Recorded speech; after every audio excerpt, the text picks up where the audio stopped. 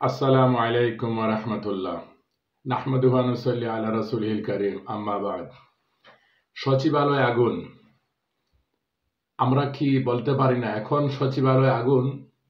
কিছুদিন পর হয়তো মাননীয় প্রধান উপদেষ্টা উনার কার্যালয়ে আগুন হতে পারে, তারপরে অন্য উপদেষ্টার কার্যালয়ে আগুন হতে পারে।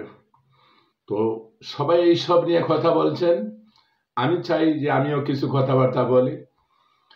তো আমি দৈনিক পত্রপত্রিকাগুলি পড়ে যা বুঝলাম, এটা হচ্ছে আওয়ামী লীগের যারা চোর দুর্নীতিবাজ, যারা বিশাল অঙ্কের টাকা দুর্নীতি করেছে, সেই সব ফাইল টাইল নষ্ট করার জন্য, আলামত নষ্ট করার জন্য, যেহেতু তাদের বিরুদ্ধে বিশাল একটা ঝড় আসছে, এটা থেকে বাঁচার জন্য তারা এই ধরনের এই জ্বালাও পোড়াও করছে। পত্রপত্রিকার মাধ্যমে যেতটুকু বুঝতে পারলাম সেটা হলো সচিবালয়, সেখানেও কিন্তু আওয়ামী লীগের বিগত দিনের প্রশাসনের লোকগুলি আছে। যেমন সালমান এফ রহমান, আনিসুল হক সহ এই তিনজনকে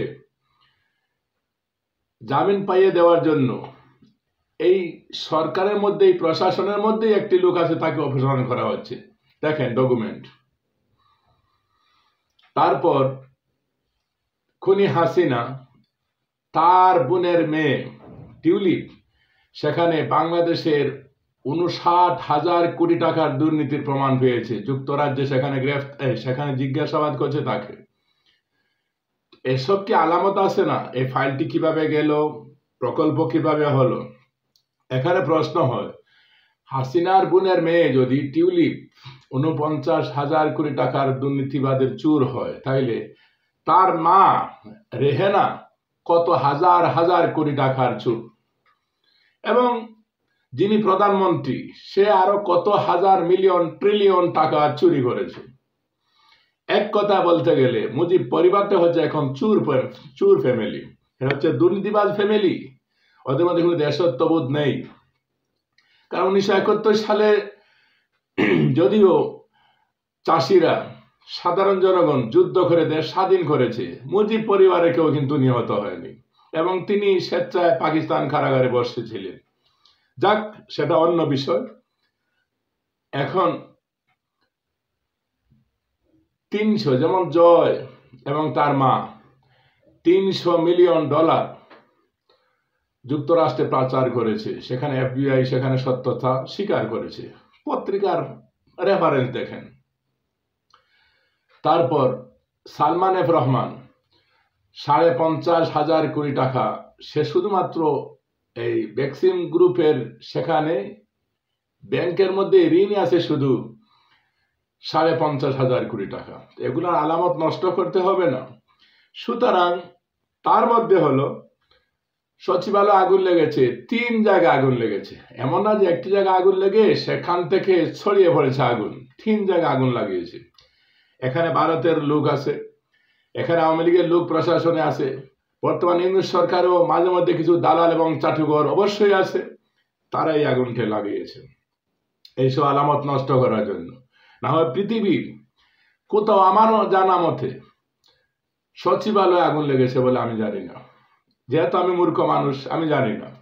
এটা বাংলাদেশে মনে হয় প্রথম যে সচিবালয়ে আগুন লেগে অনেকগুলি ফাইল টাইল নষ্ট হয়ে গিয়েছে। যদিও জলে পড়ে গেলেও ওটার ফাইল দ্বিতীয় থাকে, কপি থাকে, অসুবিধা নেই, কিন্তু ষড়যন্ত্র তো করছে তারা। এই জন্য আমি চাই, প্রফেসর ইউনূস, আপনি সফল, আমরা সফল। আমি প্রথম দিনই বলেছি, আপনি সফল হবেন, আমরা সফল। গতকালকে যখন আমাদের মাজলুম আইনজীবী মোহতারাম আব্দুর রাজ্জাক সাহেব আসলেন, ব্যারিস্টার আব্দুর রাজ্জাক সাহেব, তার কথাবার্তা যখন শুনেছিলাম আমার চোখে পানি পড়েছে, কারণ আমি এভাবে ভুক্তভোগী।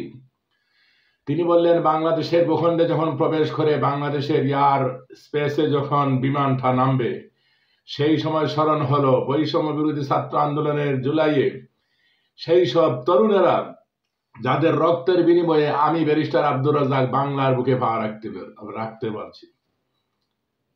কত ভালোবাসা এই ছাত্রদের প্রতি, আমাদের কৃতজ্ঞতা। মুক্তিযুদ্ধের সময় যেভাবে মুক্তিযুদ্ধ করে আজকে মুক্তিযোদ্ধা বুয়া সেজে যেভাবে সম্মান চাওয়ার চেষ্টা করে। জুলাই আগস্ট 2024 সেই সব সন্তানের আমাদের মাথার স্যালুট, তাদেরকে আমরা শ্রদ্ধাভাবে স্মরণ করি এবং পৃথিবীতে একটা রোল মডেল তৈরি করেছে বাংলাদেশ, এমন একটি দেশ 17 বছরের স্বৈরাচারকে মাত্র 7-10 দিনে 15 দিনে হটিয়ে ফেলছে। এটা পৃথিবীতে এমন নজির নেই। তো যাক, এই চোরগুলাকে বাঁচানোর জন্য ওই সরকারের মধ্যেই কিছু দালাল এবং চাটুকর আছে যেগুলা এভাবে পরিকল্পিতভাবে ফাইল জ্বালিয়ে ফেলছে। সুতরাং সাংবাদিক ইলিয়াস ভাই, পিনাকি ভট্টাচার্য, ওনারা কি বলেন, প্রফেসর ইউনূসের উচিত একটু পরামর্শ গ্রহণ করা।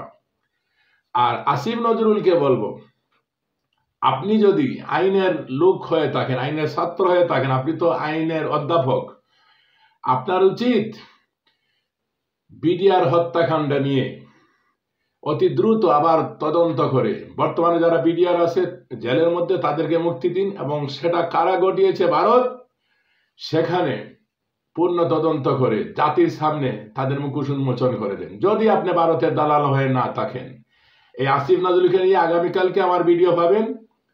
এই সব বিডিআর হত্যাকাণ্ড নিয়ে আমি কথা বলবো, অধ্যাপক আসিফ নজরুলকে নিয়ে।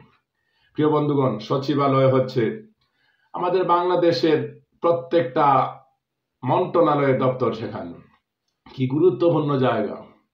তো সেখানে টিভি ফুটেজ এগুলা নেই, তদন্ত হোক এবং তদন্ত করে এদেরকে চিহ্নিত করে জাতির সামনে উলঙ্গ করে ঢাকা বাইতুল মুকাররম মসজিদের সামনে এদেরকে প্রকাশ্যে বিচার করা হোক এবং বিটিভিতে লাইভ বিচার করা হোক।